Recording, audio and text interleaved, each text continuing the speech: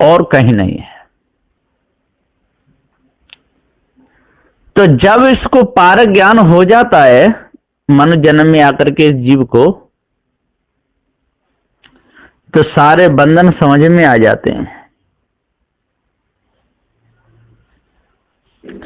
बंधन समझ में आते हैं, तब बंधनों को तोड़ने का ये काम करता है।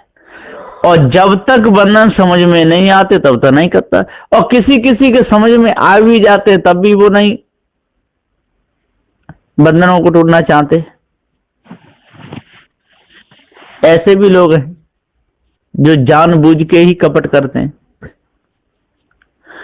ऐसा कोई बदमाश चोर डाकू ये नहीं होगा कि उसे पता ना हो कि तन में चोट लगने पर दुख होता है, मालूम है। और ये भी उनको पता है कि हम जिसकी चोरी करके लाएंगे उसको भारी दुख होगा, पता जरूर है। क्योंकि जब ये बदमाश लोग चोरी करते हैं और धन को लाते हैं, जब इनका बंटवारा होता है तब ये कहते हैं कि ईमानदारी से बांट करना। देखो भैया मेहनत सबने करी है, अब देखो जानते हैं कि नहीं। दुख उनको भी हो रहा है कि देखो हम चढ़ के गए, चोरी करी, बांटा। अब जिसने कमा के रखा है उसको कितना दुख होगा, भारी दुख होता है। तो कभी भी किसी का भी एक पैसा भी नहीं उठाना चाहिए। जो दुख होता है, जो दुख के कर्म करेगा वो दुख में जाएगा। किसी की आंख फोड़ेगा तो आंख फूटेंगी, किसी को दुख देगा तो उसके अंदर से बद्दुआ निकलेगी। वो कभी भी ये नहीं कहेगा कि ये सुखी रहे। तो इसलिए किसी को दुख नहीं देना चाहिए। बहुत दुख दुख दुख की खानी, तब बचे हो जब राम में जाने। सदगुरुदेव कहते हैं बहुत दुख उठाना पड़ेगा, दैहिक दैविक भौतिक, ये दुख जन्म मरण गर्भवास का दुख, विशाल दुख। तब बचे हो जब राम में जाने। जब इस जनैया चेतन जीव को जान लोगे, अपने आप को जान लोगे, तब बचे हो। लेकिन आप राम को जानते नहीं और राम का भजन करने लगते हो। तो जो भजन होता है तो अपने से भिन्न का होता है। तो आप दशरथ के बेटा राम का भजन करते हो, अब उससे आपका क्या लाभ होगा। और अपने कुकर्मों को मिटाते नहीं, कुकर्मों को करना बंद करते नहीं, धोखे में समय चला जाता है, पूरा जीवन खराब जाता है। एक गांव में एक बुढ़िया थी, एक बुड्ढे थे, उनका एक ही लड़का था।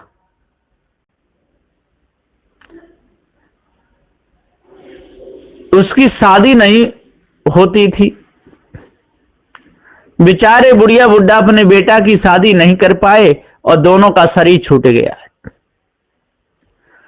शरीर छूट गया तो गांव वालों ने उस लड़के की शादी करी, लेकिन जिस लड़की के साथ में शादी करी थी वो लड़की तुतली थी।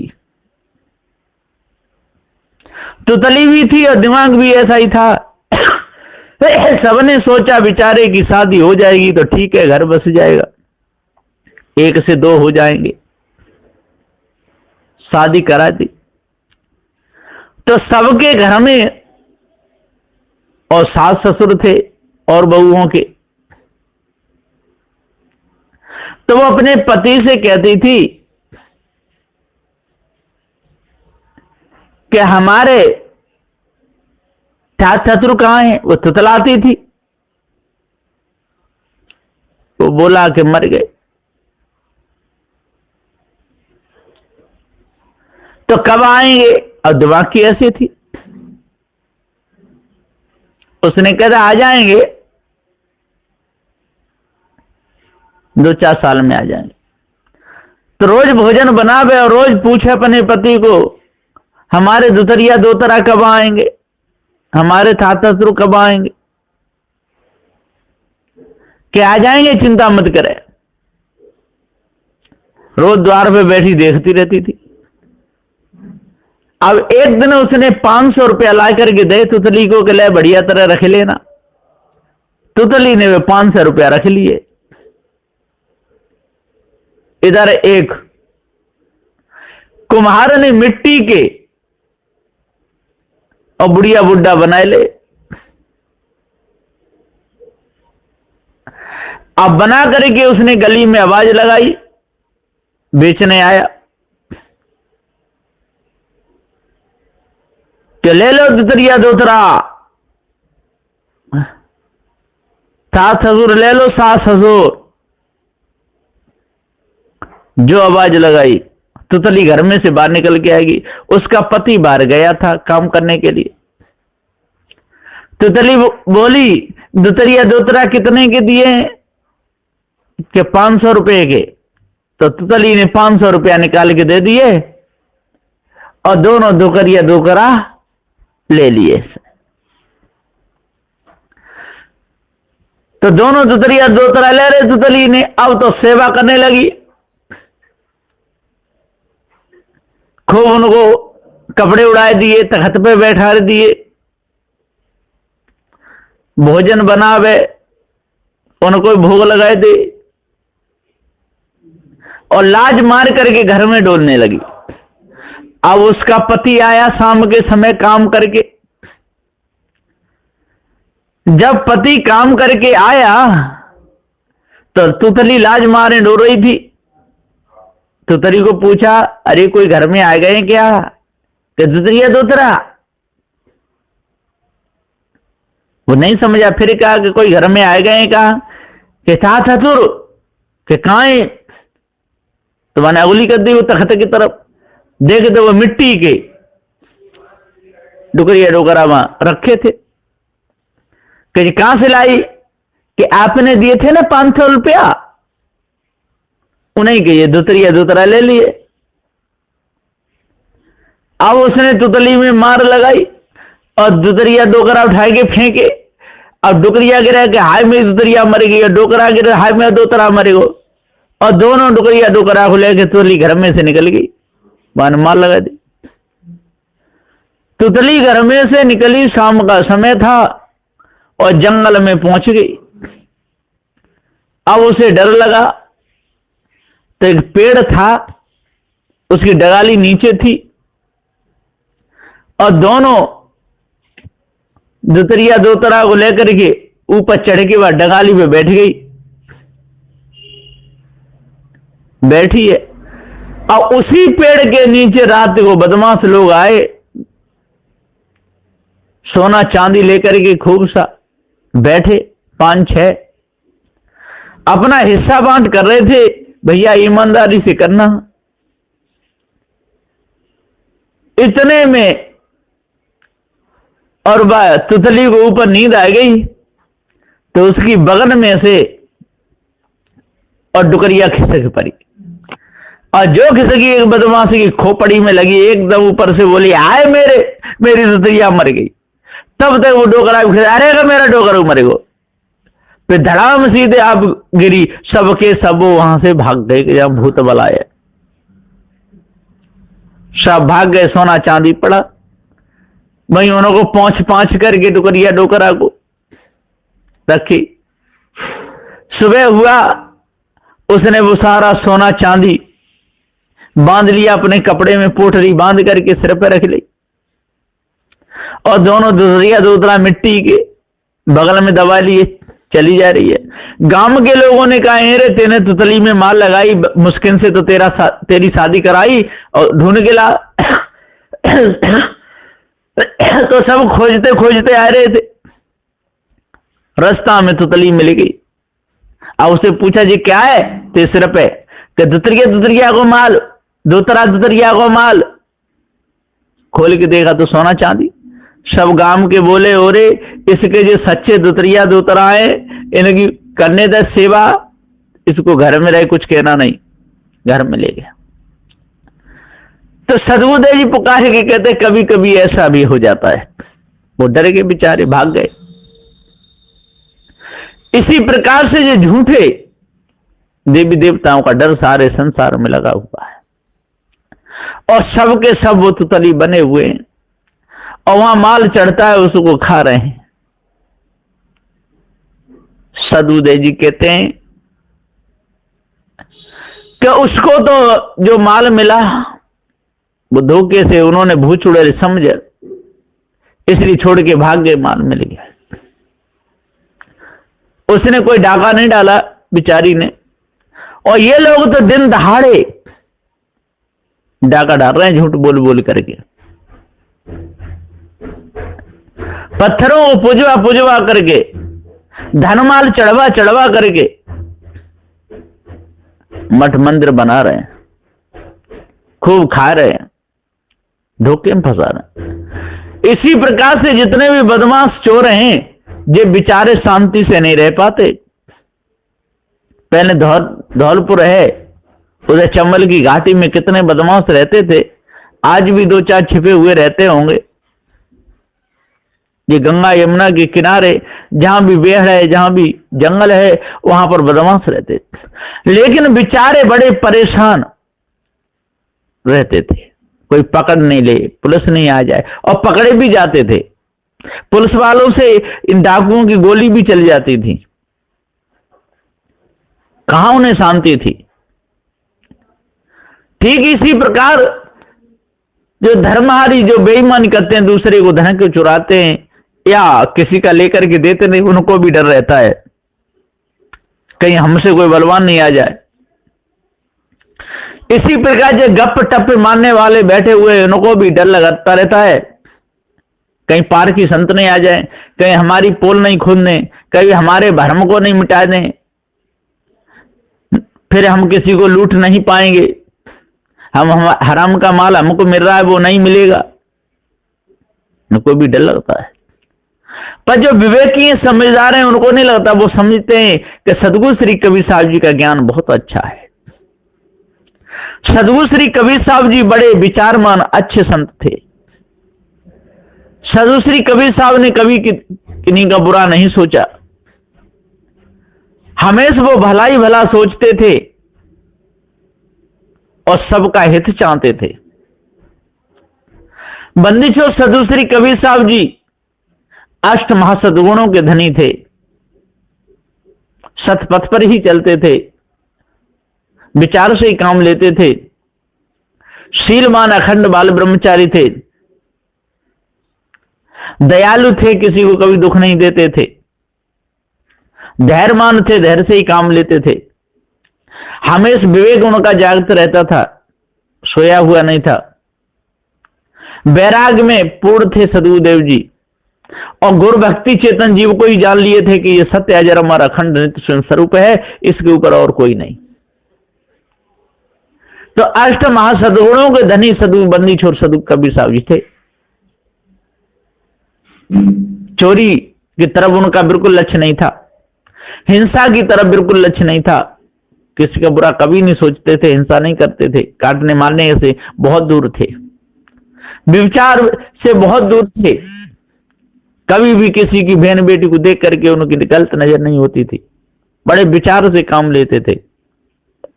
सदगुरु श्री कबीर साहब जी अखंड बाल ब्रह्मचारी थे। तो चोरी हिंसा विचार से बिल्कुल अलग थे। ईर्ष्या कभी किसी से नहीं करते थे, जैसी की तैसी बात कहते थे। क्रोध में आकर किसी आंख फोड़ना या हाथ काटना ऐसा नहीं। हाँ, समझदारी के वचन तो कह देते थे, कभी कभी टाट होकर के भी कह देते थे, लेकिन वो कोई ईर्ष्या करने नहीं है। मान की कोई जरूरत नहीं थी सदगुरु श्री कबीर साहब को मेरा कोई मान करे, लेकिन वो सबका मान करते थे, सबसे कहते थे भैया भरम से बचो, धोखे से बचो, जितना भी जाल पसारा माया बिगुरबा लोगों ने, इस जाल से बचो। वो सबका मान चाहते थे। छल, छल कभी किसी के साथ में नहीं करे, क्योंकि छली नहीं थे, वो तो बताए देते थे। उन्होंने कभी किसी से नहीं कहा कि जी मूर्तियों को पूजो आपको शांति मिलेगी, कि नदी नालों को नहा लो, नदी नालों पाप कट जाएंगे, कि तंत्र मंत्र द्वारा, मंत्रों के द्वारा आपका मन शुद्ध हो जाएगा, कि किसी के पैर छूने से आप तर जाओगे। ऐसा कभी नहीं कहा सदुश्री कबीर साहब ने। छल नहीं किया किसी के साथ। साहब छल से रहते थे और सबको छल से बचाते थे। भैया जी छल का काम है, आपसे कह दिया है कि आप मूर्ति की पूजा करो, आपका मन शुद्ध हो जाएगा, ये आपके साथ में छल हुआ है, बता देते थे। लेकिन कभी किसी के साथ में सदुश्री कबीर साहब ने छल नहीं किया। बड़े अच्छे पवित्र विचारमान संत थे, सतपथ पे ही चलते थे। तो ईर्ष्या क्रोध मान छल से रहते थे। गाली, गाली कभी किसी को नहीं दिए। जो गुमराह करता था उसको गुरबा कहे, पर गुरबा कोई गाली नहीं है, लेकिन लोग समझ लें तो उनकी भूल है। जो गुमराह करे, धोखा दे, उसको कहने में कोई दोष नहीं। किसी की चोरी कर रहा है तो चोर को चोर कहने में कोई दोष नहीं, व्यभिचारी को व्यभिचारी कहने में कोई दोष नहीं। तो सदुश्री कबीर साहब जी सावधान रहते थे और सावधान कर देते थे, ऐसे थे। तो गाली कभी किसी को नहीं देते थे और निंदा भी कभी किसी की नहीं करते थे। जैसी की तैसी कहे वो तो निंदा ना है, वो निंदा नहीं है। अब बेचारे ने कभी किसी को गाली नहीं दी, उसको दोष लगा दिया जाए, झूठा प्रचार कर दिया जाए, वो तो बहुत गाली देता है, ये है निंदा। कभी किसी की चोरी नहीं की और प्रचार कर दिया जाए कि मेरे साथ में सो रहा था, ऐसा कर रहा था, चोरी कर लिया, यह है निंदा। जिसने बुरा कर्म कभी किया ही नहीं और उसको दोष लगा दिया किसने बुरा कर्म किया है, इसको निंदा कहते हैं। ऐसे ऐसे लोग हैं छली कपटी। तो निंदा कभी नहीं की सदगुरुदेव जी, जैसे कि तैसी बात कहे। अब उसको लोग निंदा समझ रहे हैं, उनकी बहुत बड़ी भूल है, जो भूल को दूर करना चाहिए। जब तक भूल को दूर नहीं करेंगे, भूल नहीं मिटाएंगे, तब तक ये न कि हृदय की फाटक नहीं खुलेंगे और सद शिक्षा अंदर प्रवेश करेगी ही नहीं। और झूठ कभी नहीं बोलते थे सदगुरुदेव जी। कभी नहीं कहे किसी से कि भैया इस मूर्ति में प्राण है, कि प्राण प्रतिष्ठा हो जाती है, ऐसे शब्द वो नहीं कहे। वो तो कहते पत्थर में प्राण पड़ ही नहीं सकते, प्राण प्रतिष्ठा नहीं हो सकती। ये नहीं कहते थे गंगा पे गंगादास और यमुना पे यमुनादास बन जाते थे सदगुरुदेव, ऐसा नहीं था उनका काम। उनका तो पूरा पक्का काम था कि पत्थर की मूर्ति में प्राण पड़ ही नहीं सकते, इनको पूजने से मन निर्मल हो ही नहीं सकता है। गंगा यमुना ये सब जड़ नदियां हैं, इनमें ज्ञान गुण नहीं है, इनके नहाने से पाप नहीं कर सकते। उन्होंने तो ये कहा भैया चोरी हिंसा व्यभिचारी बंद कर दो, मन निर्मल हो जाएगा, ऐसा कहते थे सदगुरुदेव। कभी किसी का गला काटना नहीं, बकरे बकरों को मारना नहीं, किसी तनधारी को दुख देना नहीं, ये शब्द हैं सदुश्री कबीर साहब जी के। कभी किसी की बहन बेटी के साथ में बुरे कर्म नहीं करना, अच्छी पवित्र दृष्टि रखना, विचारमान होकर के रहना, ये वचन है सदुश्री कबीर साहब जी के। पृथ्वी जलवायु अग्नि को पूजने से कुछ नहीं होगा, उनसे काम लो, ये वचन है सदुश्री कबीर साहब जी के। सदुश्री कबीर साहब ने कहा ऊपर नीचे कोई देवी देवता दूसरे कोई नहीं है, ऊपर स्वर्ग पाताल ये सब आपके कर्म ही आपको दंड देते हैं, ऐसे वचन है सदुश्री कबीर साहब जी के। सदगुरुदेव कभी झूठ नहीं बोले कि गाय में 33 कोट देवता रहते हैं, कि ऊपर आकाश में कोई लोग लोकांतर हैं, ऐसे शब्द सदुश्री कबीर साहब ने कभी नहीं कहे। साहब ने कहा नहीं, ऊपर कोई देवी देवता नहीं, ये सब जड़ है, चंदा सूरज दोनों जड़ हैं, इनकी पूजा करने से कुछ भी नहीं होगा। पृथ्वी जलवायु अग्नि ये सब जड़ है, इनकी पूजा करने से कुछ नहीं होगा। पेड़ रूख सब जड़ है, इनकी पूजा करने से कुछ नहीं होगा। हाँ, समय से फसल में पानी लगाओगे, पेड़ों में लगाओ, खाने पीने फल मिलेंगे, उसमें कोई दोष नहीं, पर देवता समझ के उनकी कोई पूजा करने लगे, ये दोष है। सदुश्री कबीर साहब जी ने किसी को कभी फंसाने के शब्द कहे ही नहीं और चोरों से यही कहा भैया चोरी मत करो, हिंसकों से कहा हिंसा मत करो, और व्यभिचारियों से कहा व्यभिचार मत करो, आपको पाप लगेगा, दोष लगेगा, नरकगामी होगे, नरक में जाओगे। ये वचन है बंदी छोर साधु श्री कबीर साहब जी के। जो आज इन वचनों पर समझ लेगा, जो इनको महत्व देगा, तो संसार से बचेगा, और नहीं तो मिथ्या धोखे में उनका समय चला जाएगा। इसलिए विचार करना चाहिए, और ये चोरी हिंसा विचार को छोड़ना चाहिए, छल कपट करना छोड़ना चाहिए, तभी मन निर्मल होगा, और नहीं और विधि से होने वाला नहीं है। बस इन्हीं वचनों के साथ में मैं अपनी वाणी को विराम देता हूं। बोलिए श्री सद्गुरुदेव की जय।